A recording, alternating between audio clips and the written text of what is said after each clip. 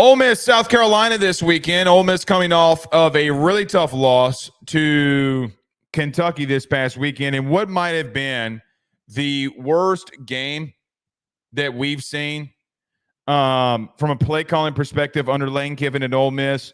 Jackson Dart went 18 of 27, 261 yards and a touchdown. Trey Harris did go off. He had 11 catches, 176 yards. But look, going into this game, I think a lot of people have questioned. You know, we had Brad Logan from 247 Sports on Inside the Rebels. We talked to him this week, and I agree with him on this.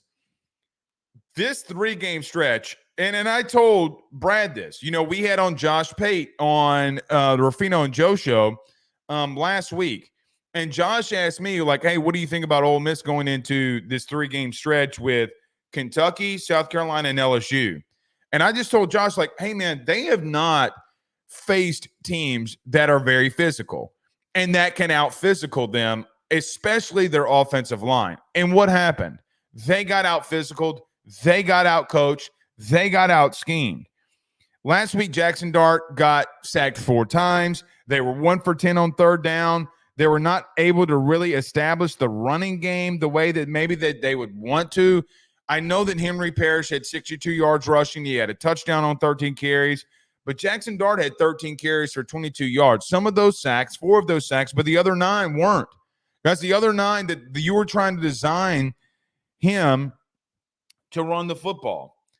Listen, I think South Carolina, and I'll start off by saying this, I think that South Carolina is a better team than anybody in the SEC has given them credit for. Legitimately. South Carolina has shown that they can go up against another very physical team and be physical. You know, transitive properties don't work in the sport. They never have and they never will. So just because South Carolina blew out Kentucky does not mean that they're going to blow out Ole Miss. But I have seen South Carolina in 2 games, one versus Kentucky, a very physical defense that they were able to do some really good things on. And I look at LSU, 2 games where they went toe-to-toe with an SEC opponent and punched them right in the mouth, and they were physical. South Carolina's inability at times to not turn the football over and get a passing game going with Norris Sellers, who it seems to me that he is going to be able to come back this week and play. What his status really is, I don't know. Who is Ole Miss? Is Ole Miss a tough team? Can they go into South Carolina, which, by the way, is going to be one of the most electric atmospheres that we've seen? Now, I know that Juice Wells is coming back, and that program does not like the Juice. No, I'm not talking about OJ. As someone who experienced this 2 weeks ago, that crowd and that fan base is going to be rocking.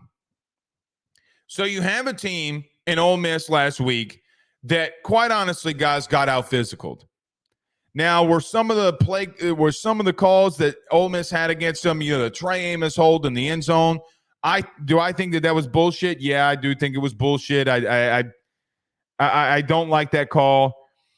But when I look at you on third down last week and I see that you went 1 for 10, oh, well, we like going forward on fourth down. That means nothing to me. There were multiple times in that game that you couldn't line up and get a couple of yards to gain a first down, or that you could throw on third down and be able to stay in front of the chains. You know, like I'll give the scenario. Remember the play right before Trey Harris scored? What, if I'm not mistaken, it's on a fourth down. You're not able to convert there.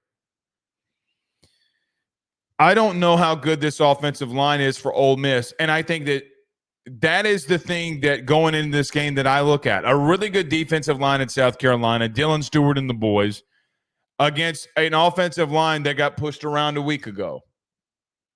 That offensive line did not have a good game versus Kentucky. I know that you have new pieces in there. I know that you have some new guys that are trying to figure it out and some cohesiveness that needs to happen in that front 5. But, man, this is not a team that you got to find yourself with in South Carolina, because if you're not careful, man, you'll be down. Ask LSU. You'll be down 17-0, and you'll be like, what in the Rudy Poo hell is going on here?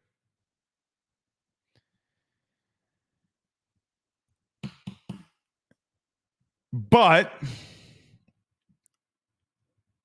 I just don't know if Shane Beamer and company are going to be able to keep Lane Kiffin down 2 weeks in a row. I don't know if I can see a world where Lane Kiffin is absolutely just stunned 2 straight weeks defensively. Now, can South Carolina recreate some of the things that they did? Yeah, they can. They 100. South Carolina can replicate some of the things and want to replicate. That's their game plan. I'm just going to that's going to be their game plan. It's to replicate exactly what Kentucky did to you. I just don't know that Lane Kiffin, Jackson Dart, Trey Harris, Juice Wells, Henry Parrish are going to be able to be held down again. If they are, it's because their O-line did not have the ability to get anything going. Had nothing that they were able to get going. I just don't know if that's the what's going to happen here. Now, if you're South Carolina, replicate exactly what Kentucky did to Ole Miss a week ago. Play time of possession. You know, Kentucky had the ball for 40 minutes in that game.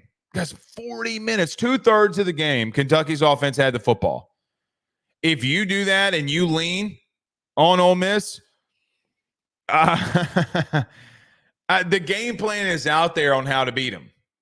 The game plan is 100% out there. Now, I don't know if South Carolina has the guys in the interior that Kentucky did, but they definitely do at edge. They definitely do at the edge.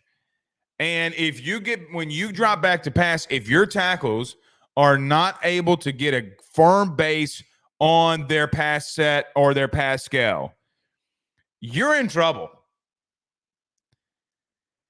It's going to be interesting to see what South Carolina does here.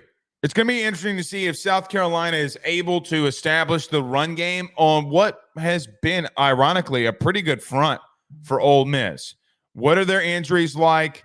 I don't know, because, look, Lane Kiffin comes out with an injury report and 67 people are on that thing, and it seems like he's trolling, but I don't know if he really is or not. And listen, and I'm going to say this sidebar. I know that Ole Miss fans are going to hit me on this and they're going to ridicule me on this, but you know that this is the truth. Bro, what is Lane Kiffin doing in this injury report? So it's either one of two things. Either number one, he's really trolling, right? Like either he's really trolling because he doesn't want to do it and he's just throwing out BS that's out there, and he's putting so many people on there to make sure that you don't know the guys that are really hurt, or they're a really banged up football team. I want to lean because of Lane Kiffin's persona and the actions that we've seen him have. I want to really lean that he's trolling here. I think he's a troll. I mean, everybody knows that he's a troll. But let's just say for just a quick second that they are beat up a little bit. Guys, South Carolina is not a team that you get yourself right against. They have shown that they can be physical, and that game is at home. I'm going to take Ole Miss to win here because it's very simple for me. I just don't see Lane Kiffin. I just don't see Lane Kiffin being held down twice in 2 weeks.